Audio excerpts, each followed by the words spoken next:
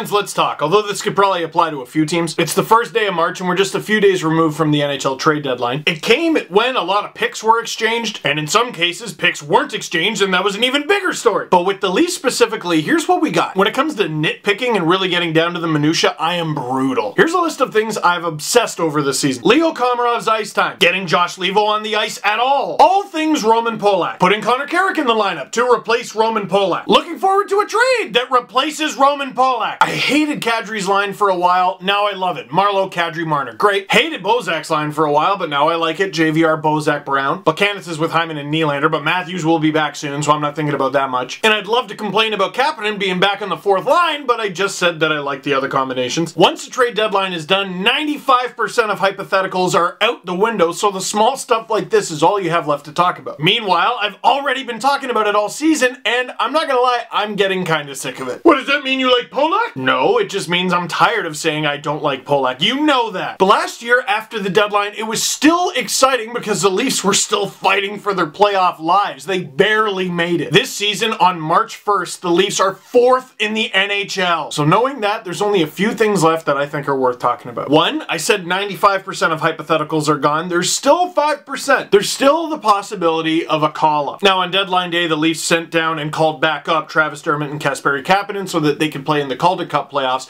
should the Leafs get eliminated before the Marlies are. So the Leafs have just 2 call-ups left for the regular season. Should they need one, who should they use it on? Now, if it's on defense, the easy answer to me is Justin Hall. I mean, everyone remembers 2 goals in 2 games, but besides that, he actually looked very good. And those 2 games were in the NHL. Transition, Timothy Liljegren is an extremely tempting answer. Now picture Mike Babcock putting a teenager on defense. Yeah, you just laughed. There's always Calle Rosen. Remember that guy? Up front, the answer is clear, and this should be the biggest story. Andreas Johnsson. Now, he's been kind of quiet in the Leafs organization. So quiet, in fact, that they spelled his name wrong for several years before he corrected them. He's got 2 S's now, not 1. And if you look at his numbers, the extra S must be helping. 51 points in 50 games in the AHL. And convenient timing, he was just named the AHL Player of the Month. Leads the Marlies, who are an incredibly good team in goals, assists, and points. In fact, he leads in points by 8. If the Leafs do get an injury on the wing, and they do call someone up, Andreas Johnsson, they gotta have a really awkward conversation with Josh Leivo, man. This guy's a real deal at both ends of the ice, and it's just a matter of time before he cracks the team. It's gonna be next year, it sounds like. But what if it's not? You know, Babcock wants to make the Leafs better any way he can. He just might do it. Now, all these names aside, the other hypothetical is who the Leafs get in the first round. But 1, you gotta get there first, and it's the Leafs, you never know. 2, I think we're way too far out, not just for the Leafs, but for anybody. All 3 of the Lightning, Leafs, and Bruins have suffered significant injuries over the past week. This just seems like the sort of conversation we have with March's departure and not arrival. Which leaves what to talk about? You know what we talk about?